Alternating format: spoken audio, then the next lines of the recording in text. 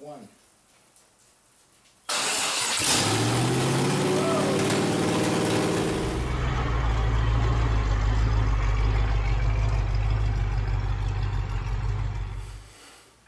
G'day guys, welcome back. Too many projects, not enough time. I'm Andrew here in the shop, Ivy again. And so this episode I really want to start off by saying thank you very much to all the subscribers that have followed me the last couple of years so far in the progress for Ivy. For me, the build and figuring it all out from all the different makes and models of Land Rover, putting all the pieces together, it's really enjoyable for me as opposed to the end game. Been able to drive it, mind you. I'm really looking forward to that as well. But I'm really enjoying the build process. And here it is, New Year's Eve, and I hope you had a good year. I certainly did. So anyway, last video we got it running. Yay! Sorry about the language. I was a little excited in the last video there. So one thing at the end of that last video, if you haven't seen it, go back and watch that one. After we got it started and ran, right at the end of the video I was signing off and I looked down and the harmonic balancer was no longer in line with all the other pulleys. It was forwards about, I don't know, 3/8 of an inch, half an inch. So off camera I gave it a little tap and there was no way it was going back in. What I thought had happened was the key, if it was a short keyway, may have rolled it. The gear inside may have come forwards. The keyway may have rolled, but anyway, that's not the case. I grabbed a. I looked it up, grabbed a couple of bits I have here. Realized the key's quite long, so there's no way that could have happened because it's not a half moon. It's a flat keyway on the crankshaft. And then I thought, oh well, we'll try and rotate the gear, which had actually slid forwards. That gear there, it actually slid forwards on the crankshaft. And what this gear here does is it keys between the crankshaft and the oil pump. Crankshaft being through the center with the keyway in there, and then these little keys all the way around here line up with, this is another one I happen to have, it's a stunt front cover. Turn it around there. See the teeth inside there? That's the actual oil pump. And the unfortunate thing about that is, I don't know if I can make it happen, but it can move off center. Of course I can't make it happen on camera, but it does rotate and it can wibble and wobble around in there and go off center, which means pushing this straight back in there, even if I did, which I did briefly try to line up, slowly turn it, give it a tap, turn tap to line those, I just had it, line those teeth back up to tap it back in. Now if the oil pump side of it is off center, that's never going to happen because the center one is going dead nut center with the crankshaft. So, and it had fallen, that was the other problem, because it had fallen forwards between these teeth and the oil seal at the front there's just enough room for it to fall forwards. There was no way I was meshing the teeth back up on the pump and tapping it back in. So I've just spent an hour taking, not this one, looks the same as this, front cover off, the 4.6, and relining all these back up, putting it back on. Luckily I had an extra gasket up in my little gasket box of extras up the top on the, not that it matters, up on the shelf up there, and put it all back together. So this is all back in line. This is deep back where it's supposed to be. So now I can put that harmonic balancer back on. Now, why did that happen? Well, that happened because the 4 litres and the 4.6 litres are a later generation Rover engine. The snout on the crankshaft is longer, which works great when you're using the matching harmonic balancer. But because I then switched, thank you very much to Dave in the US there, who rapidly sold and shipped me a harmonic balancer that I needed. Back in the last video I showed you what that was. That is a harmonic balancer from a very 1 year period of a 3.9 and 4.2 litre generation of the Rover engine, which has a shorter snout on the front. So when you do this conversion, using that harmonic balancer from previous generation, you need a spacer. Now that spacer I have somewhere in one of these boxes. I'm going to look for it this week. I know all this because that 4.6 litre I had in my 93 Range Rover Classic. And when we did that conversion, we put a cam in there with the gearing on the front so we can run a distributor. Back then it was all V-belt, not serpentine belt. So all the V-belt stuff from the Range Rover Classic all went back on, but I did need that spacer on the harmonic balancer because of the longer snout on the 4.6 litre crank. Let's see. So I have it somewhere in one of these boxes. It's probably still sitting with the harmonic balancer with the V-belt in one of the boxes somewhere in the shop here. So I'll dig through them later this week, find that, and I need to slip that in front of the harmonic balancer before putting the nut on at final. So what happened, harmonic balancer and this gear kind of slid forwards, and this popped so far forwards it came out unkeyed. Anyway, that explanation's fine. It didn't, I was still getting oil pressure, so, because that's okay. So we're still getting oil pressure. No harm done, no metal flakes, no nothing. It didn't really run that long. And I had oil pressure the whole time because I guess it was still spinning somewhat from whatever. No harm, no foul, I'm pretty sure. Nothing obvious got damaged. Lesson learned. So anyway, I'll either find that spacer or make a new one up at a friend's place, and we'll make sure that spacer gets on there to hold everything in place when we run it next time. Alright, so end of the year, 2022. Well, certainly a quieter year than 2021, but we're all survived. I need to wash my hands a little bit. A little bit of show and tell. So the last couple of months I've been really searching hard for a number of pieces to move Ivy forwards. So I'm going to do a shout out again to my friend Chris in Australia, one of the subscribers here. Thank you very much, Chris, for helping out and locating some hard to find items, at least I found hard to find.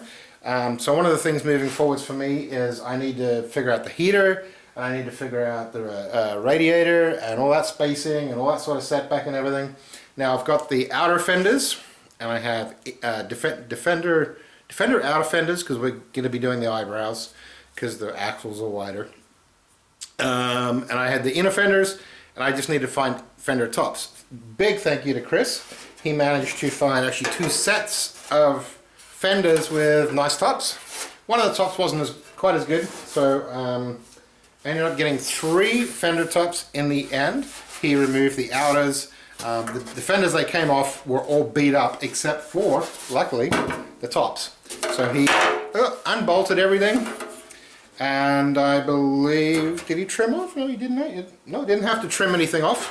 And we shipped them from Australia to over here. So we have the fender tops now. So a video coming up soon, which I'm excited about. I will assemble the mishmash of Defender and series bits, and you can see how we put those fenders together. And a thank you to, I'm not sure who his friend was with the fenders. I'm not sure if it was Anthony. While we're on matter of Chris, thank you Chris for shipping all that stuff over. It was amazing.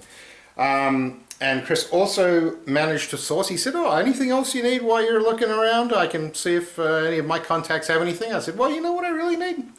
I actually really need a 24 volt fuel sender unit for the tank on Patience, the Land Rover 101 I have. Now, the fuel sender unit that came out of it had frozen in time. And as soon as we tried to move it the slightest little bit, bang, it freed up, but the insides were gone. Now I've been looking pretty much since I got that, like, I don't know, 8 months ago, trying to find 24 volt fuel sender units for the 101. They are a little different than the others. I'm sure there's a way we can make them work, but really wanted to put the original one back in. No one had them online anywhere that I could search. I even posted on a couple of forums online. Nope. Everyone was like, go see this person. They don't have any. They don't have any. So I said to Chris, I really need one of these. He says, let me see. Anyway, he got into his friend Anthony. Hi Anthony. Thank you very much for parting with these. But he had new old stock Land Rover 101 24 volt fuel sender units. Not only one, two new old stock of these. So I not only have one for the 101 now, so I can have a fuel gauge, I have a spare. Unfortunately, no, I'm not going to part with either of these. They are, well, unfortunately what I paid for them, they should be gold plated, but they no longer exist anywhere, and I happen to get lucky and have two. So thank you Chris and Anthony for that. See, I'm not sure if Anthony was the one with the fenders or not. If so, thank you. If not, well, thank you for everything I got off you. Another thing from Anthony that I got with the fuel sender units was one of these, just so I can experiment with that Range Rover air filter that's going to be on there. I'm trying to mock up a box and be able to navigate the air in through the filter and out to the boxes on the some sort of air accumulator box on the side of the SUs. So hopefully this is I just got one as an experimental piece. If I can help make it work and make the that job easier. What I also got on those fenders, when he pulled those fenders apart, which I'll need as well, I managed to get a couple of little clear lights, because the fender fronts that I'm going to put on are single light fender fronts. So now I need to find the twin light mounts that go behind these for the single front, so we can have indicator and driving lights. But I have the lenses. And off those fenders as well, I did get one of these yellow ones. I also got some headlight surrounds and bits and bobs and everything I need. They're in nice condition. So that made that all worth it in the end. Now moving on to another contact that I managed to connect through a forum on Marketplace, or a group on Marketplace, was on the SUs.